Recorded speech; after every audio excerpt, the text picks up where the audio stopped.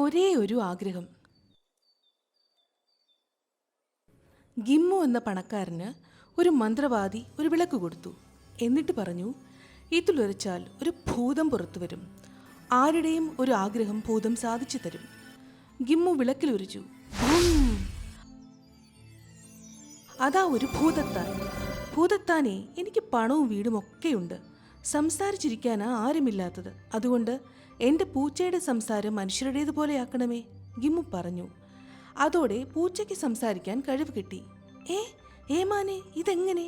പൂച്ച ചോദിച്ചു. ഗിമ്മു എല്ലാം പറഞ്ഞു. പൂച്ചയ്ക്ക് സന്തോഷമായി. വളരെ നന്ദി ഏമാനെ. സംസാരിക്കാൻ കഴിവ് കിട്ടിയ സ്ഥിതിക്ക് ഞാനും ഭൂതത്തോടൊരാഗ്രഹം ചോദിച്ചോട്ടെ. ഗിമ്മു സമ്മതിച്ചു. പൂച്ച വിളക്കിലുരച്ചു. ഭൂതം പ്രത്യക്ഷപ്പെട്ടപ്പോൾ പൂച്ച പറഞ്ഞു, ഭൂതത്താനെ, എനിക്ക് മനുഷ്യരെ പോലെ സംസാരിക്കാൻ കഴിവ് തന്നതിന് പകരം യജമാനന്റെ സംസാരം പൂച്ചയെ പോലെ ആക്കണമേ.